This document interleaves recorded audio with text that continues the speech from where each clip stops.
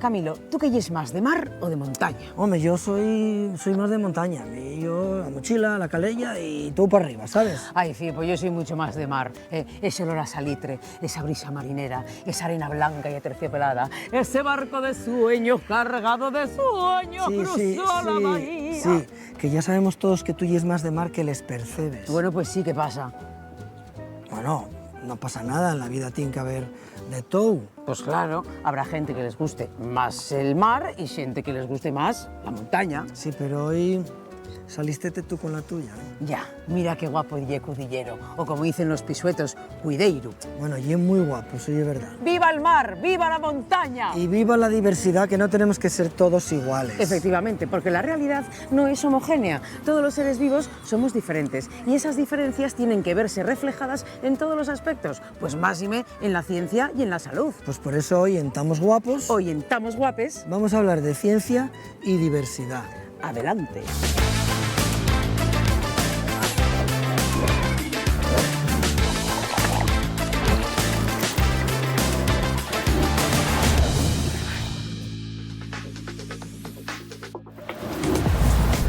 La ciencia busca respuestas claras y para lograrlo simplifica.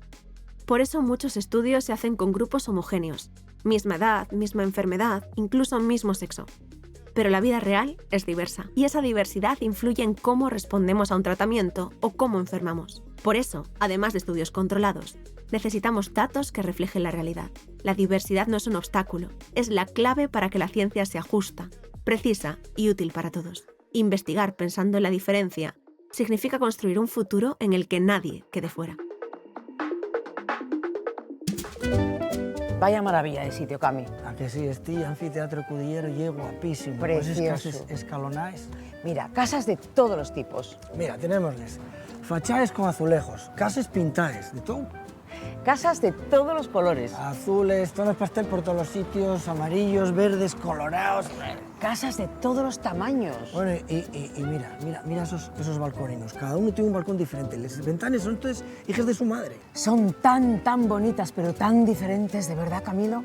Y todas juntas hacen que Cudillero tenga esa cocina especial. Exactamente. Y por eso, por esa diversidad y por esa variación de construcciones, funciona también el paisaje urbano de Cudillero. ¿Y no te parece que en la sociedad pasa un poco lo mismo, Cami? A ver, ¿qué es lo que quieres decir con eso? Que si todos fuéramos iguales, pues los mismos gustos, la misma forma de pensar, la misma forma de vestir, todo sería muchísimo más aburrido. Bueno, sería muy aburrido y además un rollo, porque además todo el mundo tiene algo que aportar, toda la gente tiene algo que decir.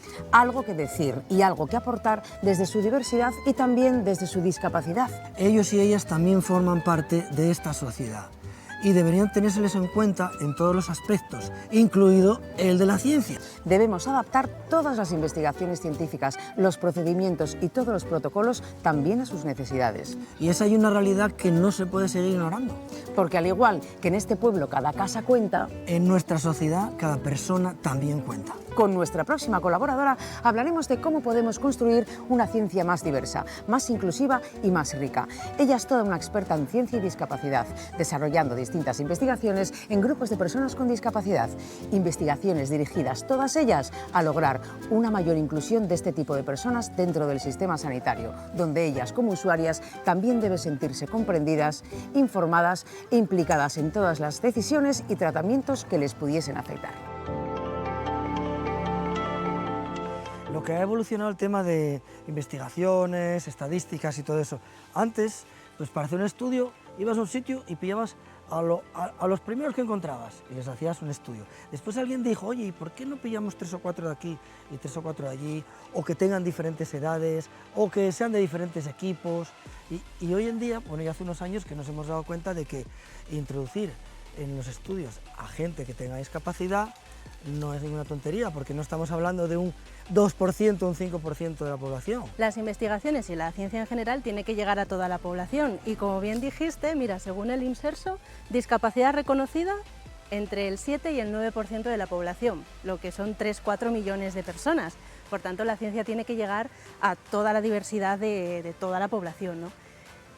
Dentro de ese 7 al 9% está un 1,5% con discapacidad intelectual. Estamos hablando casi de 1 de cada 10 personas. De hecho, se calcula que sobre el 20% de hogares españoles tienen al menos una persona con una discapacidad reconocida. reconocida. A día de hoy muchas ayudas no llegan y tendrían que llegar, porque hablamos de personas con situaciones de vulnerabilidad, de dependencia, que necesitan recursos para alcanzar una buena calidad de vida, o al menos en muchos casos aceptable, y eso, bueno, pues no está llegando. Partiendo de esta realidad que planteas, Sí. ¿tú crees que hoy en día en las investigaciones y los ensayos clínicos o científicos, todo lo que se está haciendo, tienen en cuenta esta situación? A ver, pretenden tenerla en cuenta. Es verdad que, bueno, ciencia e investigación podría haber más, ¿no? Sobre todo más diversidad de estudios, porque partimos de una investigación muy centrada en lo médico, en tratar la discapacidad como una enfermedad, curarla, el concepto de paciente que recibe tratamiento de manera pasiva, y ahora estamos en lo que se llama el cambio de paradigma después de la Convención de Derechos de las Personas con Discapacidad del 2006. Lo que se pretende es otorgar a las personas el derecho a poder decidir por su cuenta, decidir sobre su vida, sobre darle esa libertad y esa capacidad para participar más. Entonces, la ciencia todavía tiene que alejarse un poco de ese modelo tan médico, centrado en el cuidado de la enfermedad y demás, y dar un paso hacia el reconocimiento de derechos de las personas con discapacidad. Está claro que como sociedad todavía nos queda mucho por avanzar en cuanto a aprender a tratar a la gente con discapacidad. Pero bueno, ya centrándolo un poquitín en el mundo sanitario, ¿tú crees que la gente que trabaja en el campo de la salud reciben suficiente formación para recibir a estas personas?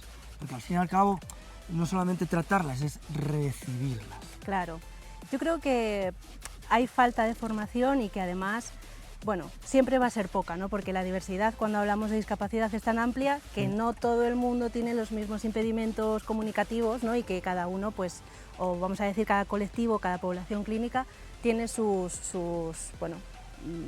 necesidades, ¿no? Es verdad que estamos avanzando mucho desde lo que te comentaba antes, ¿no? El considerar a la persona con discapacidad no como un paciente, sino como alguien activo. Estamos empezando a investigar o investigando más intensamente, ¿no? Toda la parte de sus capacidades, ¿no? Dejar de hablar de discapacidad, sino, bien, tenemos, por ejemplo, una discapacidad intelectual. ¿Dónde están las fortalezas de esta persona? ¿Dónde están las capacidades? Y sobre eso empezar a construir una sociedad un poco más accesible, utilizando, por ejemplo, sistemas alternativos de comunicación que a veces se ven en algunas administraciones, pictogramas accesibles, pautas de lectura fácil y consejos para adaptar textos para que se entiendan mejor, y que además es algo no relacionado con las personas con discapacidad, sino que nos ayudan a todos. Creo que si alguien nos adapta un poco un consentimiento informado, o algo que firmamos en un banco, o ciertos papeles que nunca leemos del todo, pues creo que es algo que puede beneficiarnos a todos. Mira, eso que decías del consentimiento antes, Sí. eso es interesante porque muchas veces hasta nosotros mismos, o sea, la gente que no tiene discapacidad, que se supone que tienes problemas para entender cosas que te están contando, y porque te da vergüenza callas y arranques con el papel para casa. Claro. Me dijo el médico. Aparte de eso, la letra que tienen, que a veces que...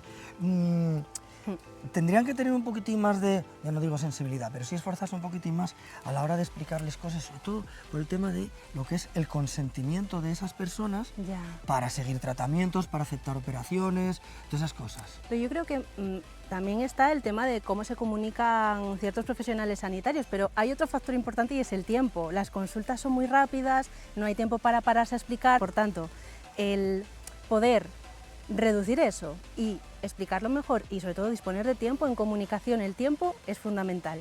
Entonces, el poder adaptar pues las ideas más importantes y asegurarnos de que la persona con discapacidad las entiende es fundamental, precisamente para darle esa capacidad de decidir. Sí, porque hay ocasiones en que aunque tengas una discapacidad, tienes capacidad, o sea, sí tienes capacidad de decisión. Tienes derecho a decidir. Y derecho. Derecho a decidir sobre ti derecho. mismo, claro. Y a participar en cualquier asunto que atañe tu vida. Entonces, el cambio de paradigma va hacia eso, ¿no? A dejar de tratar a la persona como un paciente, sino escucharla. Porque el comunicar no es solo cómo se lo transmitimos, sino cómo la escuchamos, cómo se hace entender, qué nos está diciendo. Vamos a pararnos y a ver qué nos está contando, ¿no? Y eso es importante en la discapacidad, porque comunican, necesitamos tiempo, pero comunican. Ahora mismo ahí habrá gente que nos esté viendo y que tengan discapacidad o un familiar con discapacidad. ¿Hasta qué punto estamos avanzando en el tema de la inclusión, pues, por ejemplo, en el campo de la salud? Pues mira, ahora se están llevando a cabo muchas investigaciones desde otras disciplinas que no solo abarcan el enfoque más médico y de salud y más de enfermedad, ¿no? Porque esto no es solamente una cuestión médica. Exacto, claro. Ahora pues disciplinas educativas, también sanitarias, pero terapéuticas como logopedia, psicología, fisioterapia, están investigando cómo son los perfiles de personas con discapacidad, qué fortalezas tienen y qué debilidades, pero sobre todo, qué fortalezas tiene una persona con discapacidad para poder diseñar intervenciones educativas y también sanitarias para fomentar esas fortalezas y facilitar la participación en el entorno, para que la persona con discapacidad intelectual o cualquier tipo de discapacidad pueda participar más en su día a día y tomar decisiones sobre su propia vida, ¿no? Cuando hablas de fortalezas, ¿a qué te refieres? Pues mira, yo hice la tesis explorando perfiles de lenguaje en personas con síndrome de Down, con síndrome de Williams y síndrome X frágil, y lo que veíamos era, pues a la hora de conversar, qué aspectos costaban más y en qué aspectos eran buenos. Todas las personas, incluidas las personas con discapacidades, tienen capacidades y son buenos en muchas cosas, ¿no? Tenemos que detectar, por ejemplo, las personas con síndrome de Down son muy buenas socialmente, tienen muy buena cognición, se dan cuenta de lo implícito de la conversación, ¿no?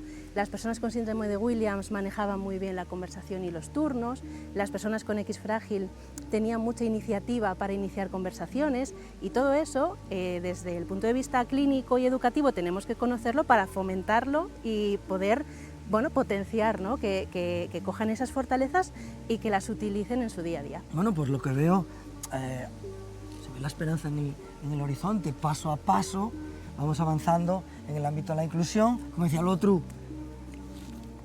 un paso para atrás ni para coger carrera. Eso es. Siempre para adelante. Eso es.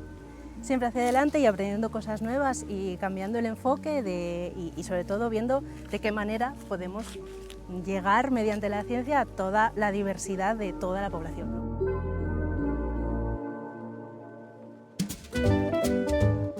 Todo lo que alcanza tu vista, todo lo que toca la luz, todo es nuestro reino, Camilo. A ver, no te entiendo nada, explícate un poco mejor. Ay, Camilo, de verdad, pero qué pocas referencias tienes, hijo. Te estoy hablando de lo que le dijo Mufasa a Simba en El Rey León, chico. Que te estoy hablando de un clásico del cine contemporáneo, por favor. A ver, que yo me quedé en El Gordo y el Flaco, fía. Ay, de verdad.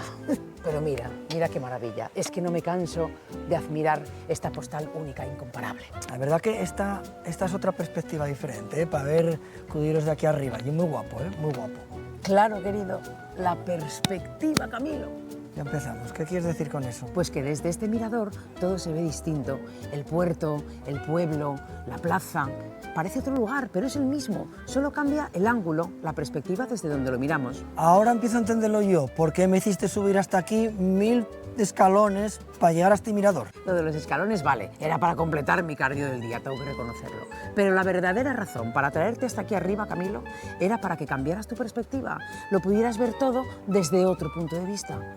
¿Se puede saber qué es lo que te pasa a ti ahora con las perspectivas y los puntos de vista? Ay, porque Camilo, a veces para entender un problema científico no hace falta cambiar el problema, sino solamente hay que cambiar desde donde lo miramos, la perspectiva. Y es verdad que contar con más perspectivas y con más puntos de vista siempre es mucho más enriquecedor. Y esos diferentes puntos de vista hacen que no ignoremos aspectos importantes. La diversidad de puntos de vista en la investigación científica nos ayuda a entender la realidad que nos rodea. Claro, ¿ves ese callejón, Camilo? ¿Veslo? Pues desde aquí arriba casi pasa desapercibido, pero desde abajo nos parecería un laberinto. Pues lo mismo pasa con las ideas. Lo que alguien puede ver como un callejón sin salida, otro lo puede ver como un atajo, como una oportunidad. Diferentes perspectivas, Camilo. Y por eso en ciencia es tan importante tener equipos diversos, con personas que piensan distinto, vienen de otras disciplinas, de otros lugares y tienen otra forma de ver la vida. Efectivamente, porque lo que tú no ves, otro puede tenerlo clarísimo. Y lo que tú das por sentado, otro puede cuestionarlo. Así que cuando creas que algo no tiene solución, solo tienes que subir a un mirador y buscar otra perspectiva, otro ángulo. El ángulo que ahora nos ofrece nuestro próximo colaborador. Una mirada a la posverdad, a las redes sociales, y así se tienen que tener en cuenta todas las opiniones para construir una verdad científica.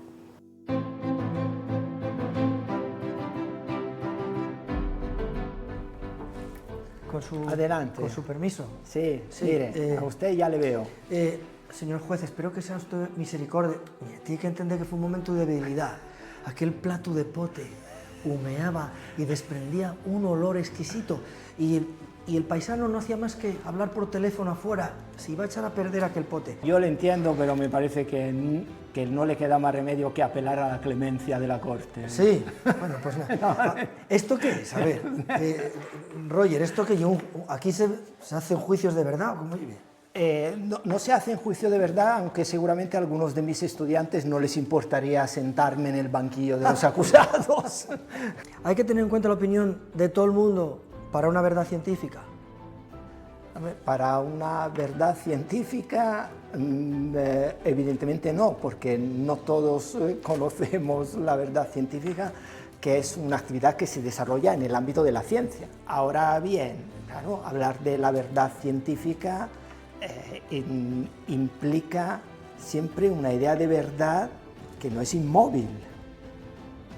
No hace falta que te recuerde que hace poco más de 500 años, la verdad científica era que el Sol giraba alrededor de la Tierra. Ya, sí, sí. Aunque éramos así de grandones. Éramos así de grandones, precisamente porque probablemente no teníamos ciencia en el sentido moderno de la palabra ciencia, es decir, un tipo de conocimiento que se alcanza mediante hipótesis teóricas, verificaciones empíricas y que luego tiene que conseguir un cierto consenso dentro de la comunidad científica. Conozco casos de gente que tienen problemas de salud, que tienen enfermedades diferentes y que algunas de ellos han optado por no seguir el tratamiento. Cuando hay que tomar decisiones acerca de una enfermedad, siempre entran en juego dos tipos de juicio. Uno es un juicio, diríamos, técnico, científico. Si yo, por ejemplo, tengo cáncer, no puedo exigirle al médico que como tratamiento pues, me escayole la muñeca, porque no tiene que ver lo uno con lo otro. Entonces, allí yo, paciente, no tengo el conocimiento científico, el médico sí, pero también entra en juego en las valoraciones médicas otro tipo de juicio, que es el siguiente. Tengo cáncer, es un cáncer, diríamos, terminal, que no tiene cura, pero a través de un determinado tratamiento se me puede prolongar la vida durante unas semanas. ¿Quién decide si asumir este tratamiento? Yo creo que en ese tipo de juicio no es técnico, ese juicio no es científico, ese es un juicio de valor, entra en juego un juicio valorativo. Y entonces, allí, ¿qué puede aportar el juicio técnico del médico? No es su campo. Entonces, siempre hay que tener en cuenta que ante la cuestión de quién decide, quién toma las decisiones, hay que, para ser científicos de verdad, hay que centrarse mucho en qué aspecto estamos hablando del tratamiento. Hasta ahora estuvimos hablando de gente autónoma, pero cuando se trata de personas que no son autónomas, dependientes, niños, niñas, me estoy poniendo en la situación del médico. Sí. Que el médico está recomendando un tratamiento, una operación, y las personas que tienen la tutoría o lo que sea de esa persona no quieren hacerlo. Y el médico se están decidiendo por otra persona. Sí. Y eso tiene que ser duro, para un médico. Sí, claro. Pero claro, eso, las representaciones legales están establecidas en las normas y de hecho muchas veces ese tipo de conflictos han acabado siendo judicializados por el conflicto generado entre la opinión de los médicos a la búsqueda de lo que consideran el mejor interés del paciente y por otro lado la posición de los representantes, los familiares o quien sea, los representantes legales que tienen una visión contraria. A veces se ha judicializado, pero en el caso de personas que no son autónomas, entonces incluso poniéndome en el pellejo del médico, yo aprovecharía para explicar a todo el mundo, para recordar a todo el mundo que existe la posibilidad de dejar constancia de tus voluntades cuando todavía eres autónomo.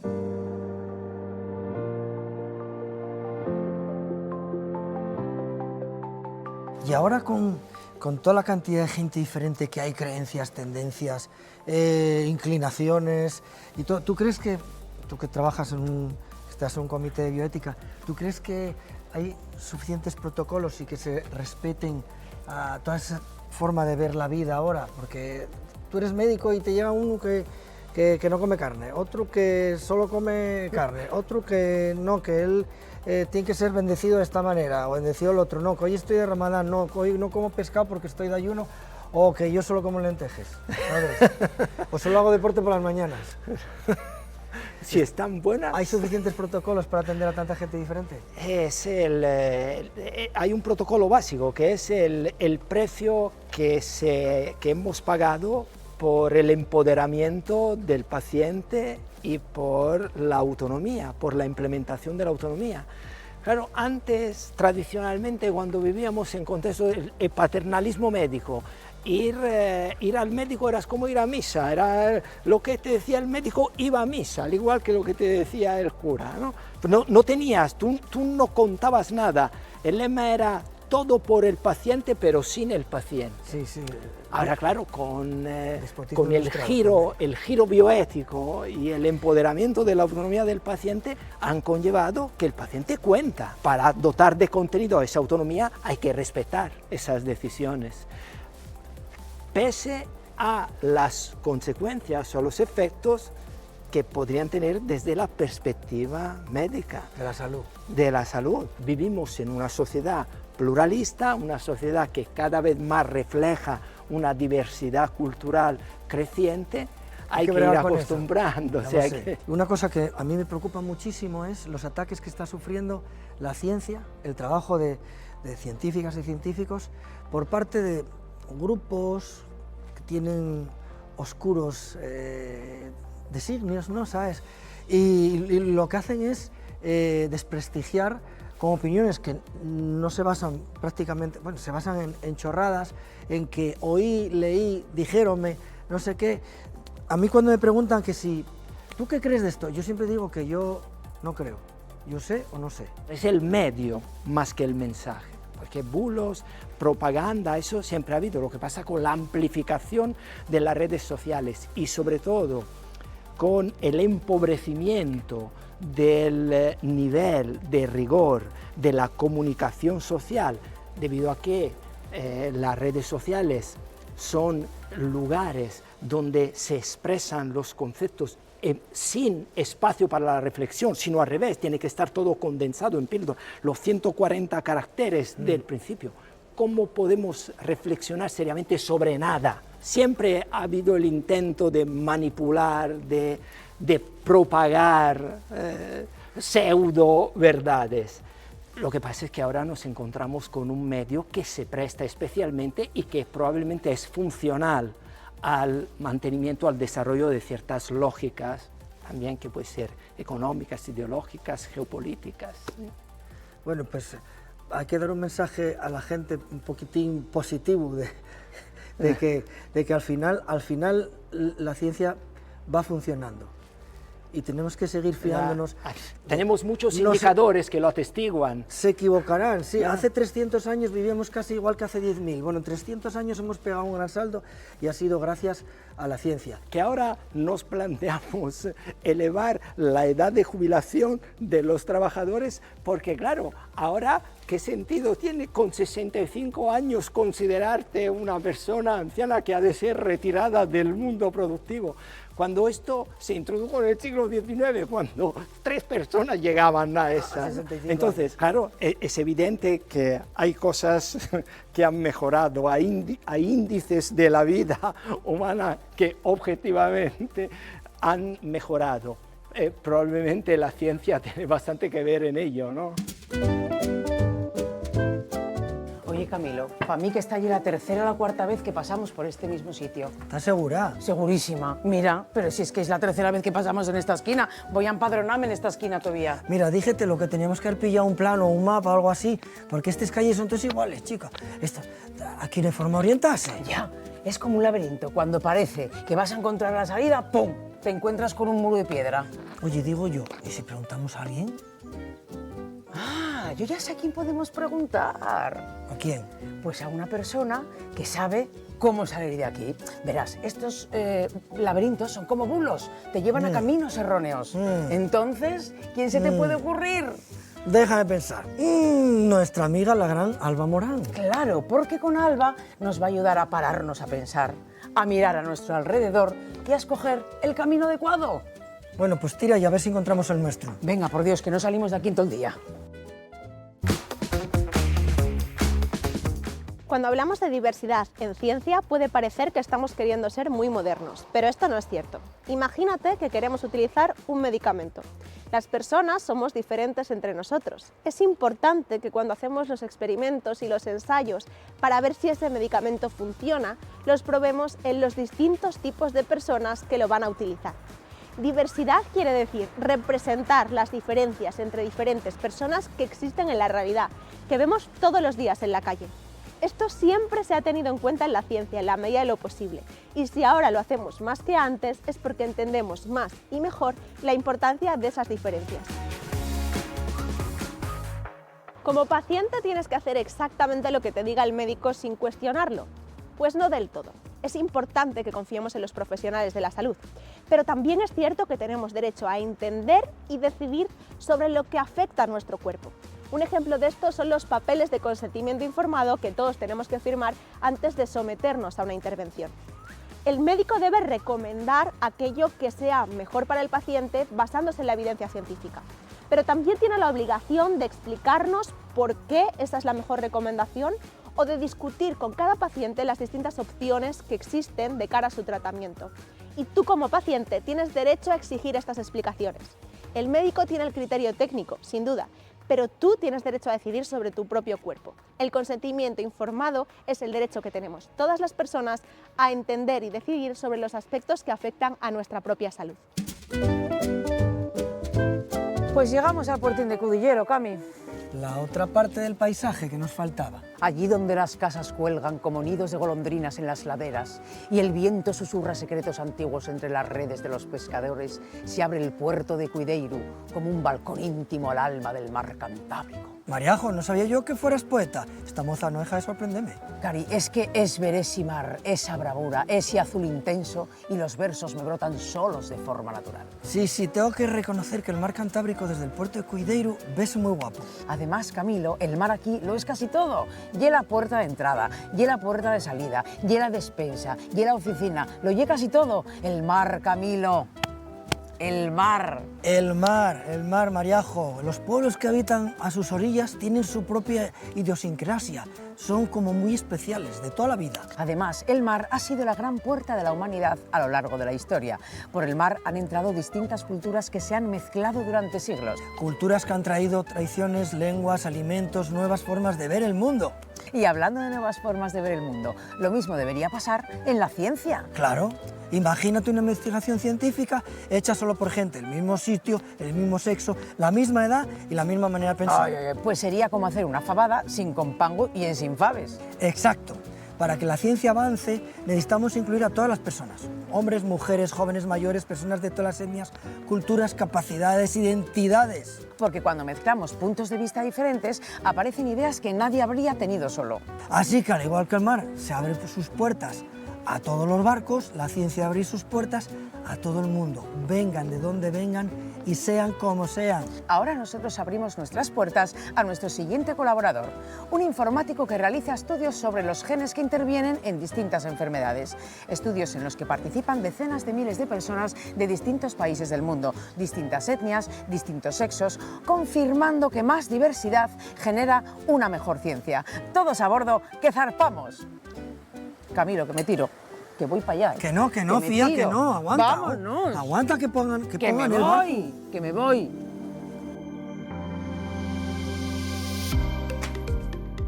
Tú trabajaste precisamente en eso, en recopilación de datos, en ciertos organismos que lo que hacéis es recopilar datos de todo el mundo y de mucha diversidad de personas, ¿no? de todo tipo de clase social, de países, climatología y todo eso. Es tan importante tener datos tan amplios. Claro, realmente cuanto mayor número de datos tengas, más puedes exprimir esos datos para encontrar cosas o para hacerte preguntas y tener los datos para poder responder a esas preguntas.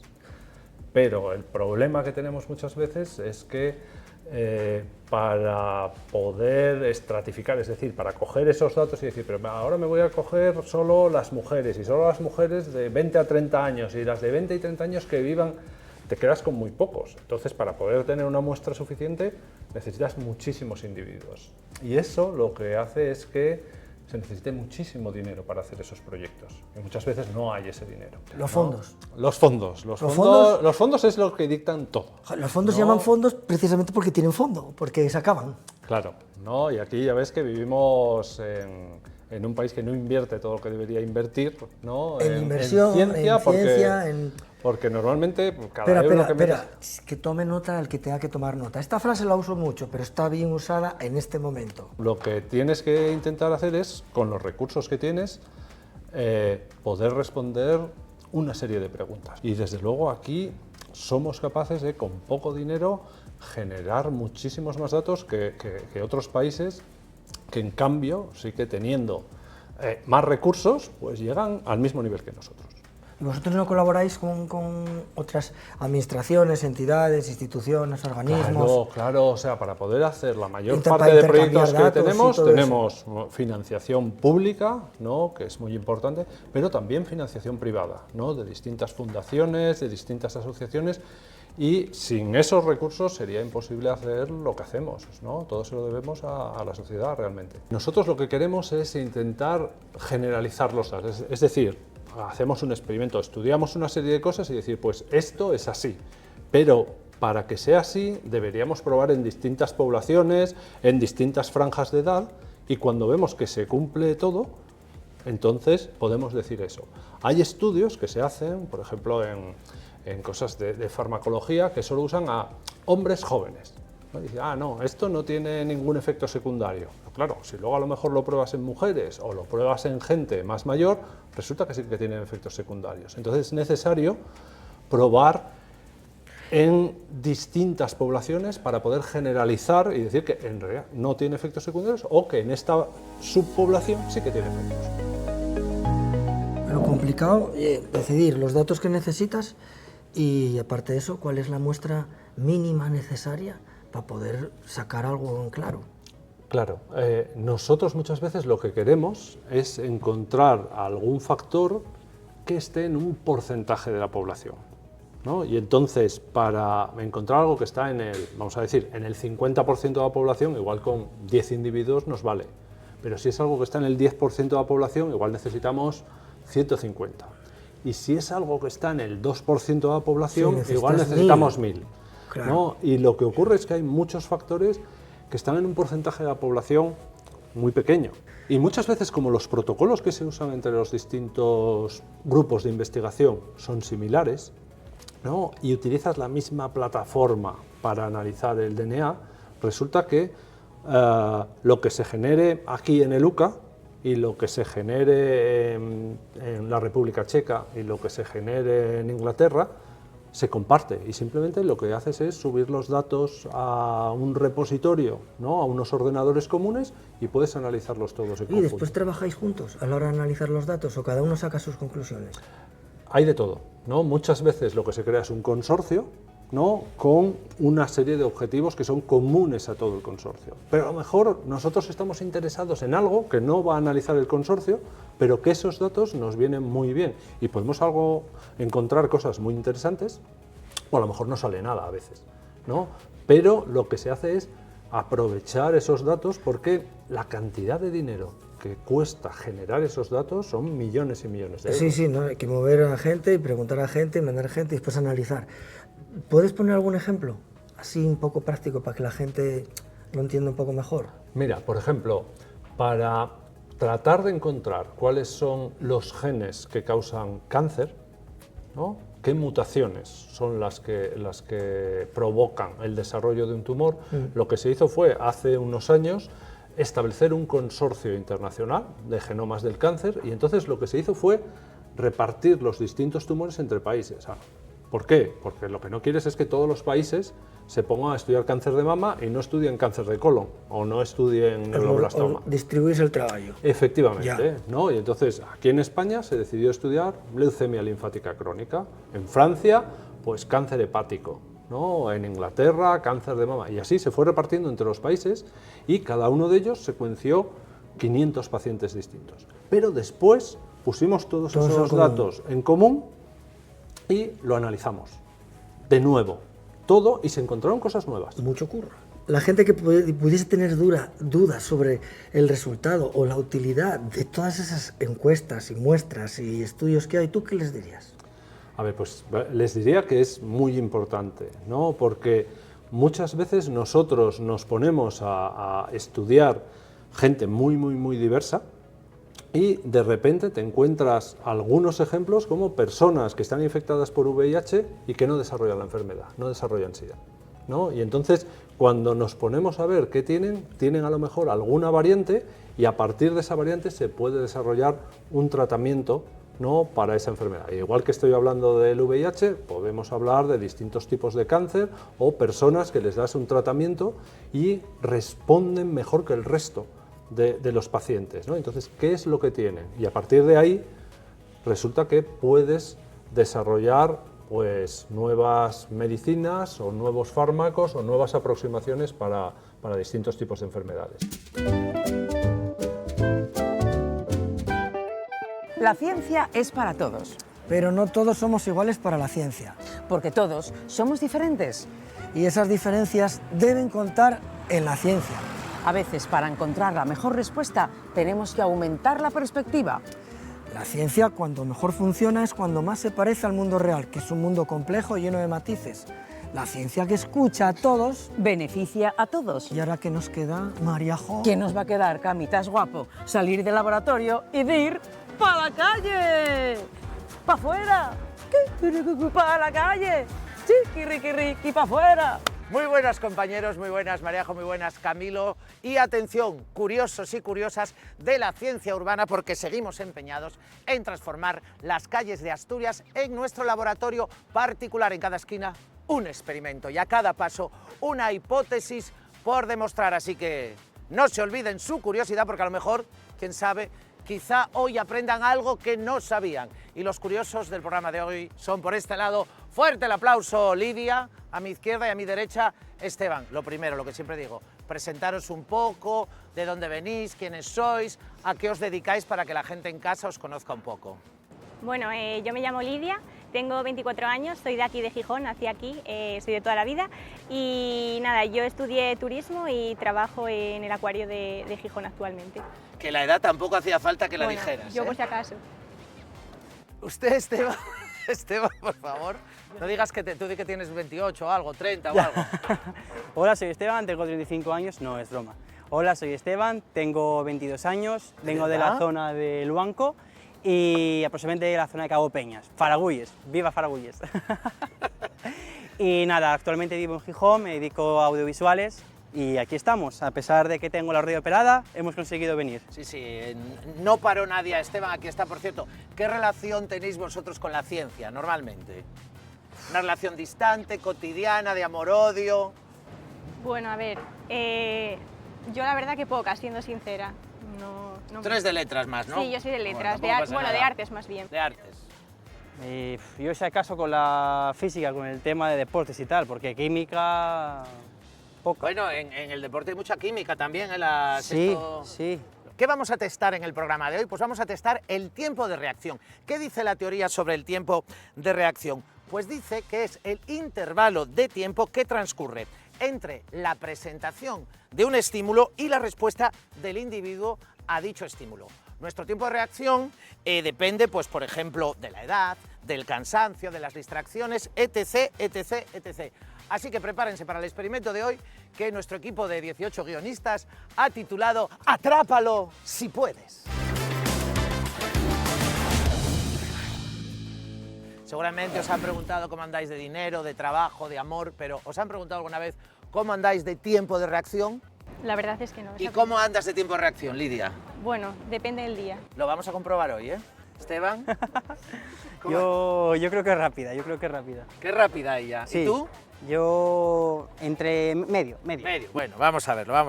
¿Qué vais a tener que hacer? Simplemente intentar agarrar, intentar coger, si podéis, diferentes objetos, porque en el tiempo de reacción importa mucho la superficie del objeto, no es lo mismo un objeto que cae recto que uno, pues yo qué sé, más redondeado, cuya trayectoria de caída pues no es tan recta. Bueno, vamos a empezar por el nivel básico. Vamos a empezar por la regla. Esta regla de 30 centímetros, gracias Carlos, vamos a marcar los 10 centímetros como el lugar donde cada uno de vosotros va a intentar coger la regla. ¿Por qué son tan importantes los 10 centímetros? Porque luego veréis que variando la distancia de reacción, a más distancia de reacción, va a resultar más sencillo alcanzar la regla y a menos, más complicado. Vale. Pero bueno, Lidia, ¿estás preparada? Sí, estoy preparada. Pon ahí los deditos a la altura del 10. No, pero suéltamela, claro, Vale, si la vale. agarras. Vale. ¿Está todo preparado? ¡Ay! Vaya. No es tan sencillo, ¿eh? No. Esteban, A ver. altura 10 centímetros. A ver, altura 10, ¿vale? Ahí. Déjame coger y suelto. ¿Sueltas? Vale, suelto. ¿Estás preparado? Creo que sí. Nada, otro igual. Nada. Bueno, ahora en vez de en el 10, pon los dedos en el 20. Vale, venga. Ahí. Como no la cojas, Lidia. No. ¡Eh! Vale. Ahí. Mucho más sencillo. Esteban, tú en el 15. Vale. Venga, ni para ti ni para mí. Ah, qué presión, ¿eh? ¡Hala! En el 20. A ver, 20. Va. ¡Eh! Ya no te lo puedo poner más fácil. ¿Y una de medio metro no vale? No. Primer nivel, la regla cae en línea recta, por lo tanto, en teoría, es más fácil reaccionar a tiempo y poder atrapar el objeto. Nivel 2, un nivel más complicado. Un rotulador. ¿Por qué un rotulador? Porque un rotulador es más corto, es más pesado que la regla y cae mucho más rápido. ¿Dónde pongo esta? Ahí, a la mitad, vamos al 50%. ¡Ay! ¡Ay, ay! ¡Ay! Bueno, me a Casi, ver, casi, al palo. Vamos a Bar. vamos a Medio probar punto. ahora a Esteban y luego te damos la segunda Vale. opción. Yo nada, yo ya verás. Ay, cómo le tiembla. Bueno, la a lo mano. mejor te es más fácil, más completo. Pero es Aquí que... está yendo. Venga, Lidia, Ahora, a ver. ¿qué te apuestas? No sé, a ver. ¿Apostaros algo entre vosotros? Un cafetín, aunque Un sea. cafetín. Venga. ¡Ay! Mira para ti, no va. Me encanta. Venga, la última Venga, vez. va. Uy, Qué es que rabia, lo tocaste. Es que lo rocé. ¿Estáis preparados para un tercer nivel? Sí. Pelota de ping-pong. Aquí no vale esperar a que caiga. Yo voy a dejar que caiga y tenéis que... Ah, vale. Tercera fase. No cae en línea recta, por eso es más complicado. Rebota, por eso es tan complicado. Y se desvía con facilidad. Lidia. ¡Eh! ¡Uy! La cogí, pero se me escurrió. La toqué. Le voy a dar una segunda opción a Lidia, ¿eh? Antes de pasar a Esteban. Venga. No voy ni a mirar, para que no parezca... Vale. ¿Qué le damos? Bueno, Venga, medio punto. Vale. A ver, ver tú. Esteban. Aquí te juegas ya la honra. Después de haber fracasado estrepitosamente en los dos niveles más sencillos. Sin O sea, presión. ¿no tiene muy lejos la mano? Creo que sí. No, y es Venga. verdad, no. No miro, ¿eh? No te quiero despistar. ¡Uy! Casi. Venga, Una segunda oportunidad. ¿No hay una segunda oportunidad? Una segunda oportunidad, venga Esteban, que te veo picado. 1, 2, 3, 4, 5, 6, 7, 8, 9, ya. Ahora. Esto igual vale ya por los otros dos. Empate. Muchísimas gracias, Lidia. Muchísimas gracias, Esteban. Y para la gente que está en casa, a modo de resumen, ¿qué influye en el tiempo de reacción? Objetos más pequeños requieren mayor precisión. Objetos que rotan o rebotan exigen la predicción de la trayectoria. Y por último, a más incertidumbre, más carga cognitiva y más errores. Hasta aquí el experimento de hoy, pero antes de irnos, como cada semana, paseíto por las redes. Chao. Lo que llamamos normalidad no es más que una media estadística. Lo normal es ser raro. Eso, algunos muy raros, otros menos raros, pero lo normal es una panoplia de raros y tenemos que buscar nuestra manada de raros más parejos para ser felices. ¿Tú de qué trabajas? Me dedico a los ensayos clínicos. Ah, pues espero que aciertes. ¿Cuál es tu grupo preferido? ¿Placebo? ¿Sabes? Es igual que el que te pone las inyecciones. Soy un practicante, un profesional, cabrón. Que no practiquen conmigo. Porque hay gente negra y gente blanca. Como además de ser la más divertida, también soy bióloga, te lo cuento. Los fósiles más antiguos de Homo sapiens tienen una antigüedad estimada de unos 300.000 años y sitúan nuestro origen claramente en África. Y ya desde ahí nos expandimos a todas partes del mundo. Por lo tanto, nos tuvimos que adaptar a muchos ambientes. Uno de los mayores ejemplos de esta diversidad es justo el color de la piel, donde la radiación ultravioleta juega un papel clave. La radiación ultravioleta tiene que llegar a las capas más basales de la piel, donde tendremos esperando a una celulita llamada cromóforo que inicia el proceso de fabricación de vitamina D. Esta vitamina D, a su vez, inicia el proceso de transporte de calcio que nos permite crecer fuertes y sanotes. Sin embargo, si nos pasamos demasiado tomando el sol, tendremos efectos adversos como, por ejemplo, riesgo de cáncer o degradación de ácido fólico, que es súper importante para el correcto desarrollo fetal. Para modular esta absorción de radiación ultravioleta tenemos a nuestra amiga la melanina. A mayor concentración de melanina, más oscura es la piel y más radiación solar bloqueamos, por lo que llegan menos rayos a la capa basal de la piel y puede que tengamos más problemas con todo ese proceso de la vitamina D y el calcio que os he contado antes. Por esto, cuando los humanos salimos de África, empezó un fuerte proceso de selección natural a favor de despigmentar la piel. Tú imagínate un pequeño Homo sapiens negro recién llegado al Polo Norte. Pues necesitaba hacerse un poco más blanquito para aprovechar el sol que le llegase. Pues bien, la medicina siempre ha funcionado así. El cuerpo que se estudia acaba siendo el cuerpo blanco, masculino y europeo. Y en consecuencia, los cuerpos no blancos, los cuerpos femeninos, los cuerpos trans quedan fuera de la norma y no se acaban de estudiar. Os voy a dar también unos cuantos datos porque en este caso este vídeo no es una opinión, simplemente estoy compartiendo algo que es real. Por lo tanto, tenemos estos ensayos clínicos de Estados Unidos que dice lo siguiente. Solo el 15% de participantes son afrodescendientes. Por tanto, ¿cómo esperan que estos tratamientos funcionen para todo el mundo cuando la mayoría de personas en las que se han testeado son personas blancas? Las mujeres han sido excluidas históricamente de los ensayos clínicos porque nuestras hormonas complicaban los datos. Enfermedades como el infarto presentan síntomas distintos en mujeres, pero se siguen diagnosticando como de los masculinos. Y lo peor de todo es que esto no se trata de un error, se trata de una estructura, que es una ciencia en la que no estamos incluidas, una ciencia que no está estudiando y que por tanto no va a poder ni curarnos ni salvarnos. Y hasta aquí nuestro experimento lleno de ideas y de colorines. La ciencia como una buena fiesta, cuanta más gente y más diversa, mejor. Y recuerden, todos tenemos que estar incluidos en la ciencia, no ye opcional, ye esencial. Hasta la próxima, gente. Que la diversidad les acompañe. Adiós. Adiós. Saluda, Camilo. Coño, estás ahí parado. Soy muy como soso, joder. ¿Y soso? ¿Y eso son? ¿Qué hacemos con él? Nada, querelu como ye. Ay, como yo te quiero, fía. Ay, forever and ever.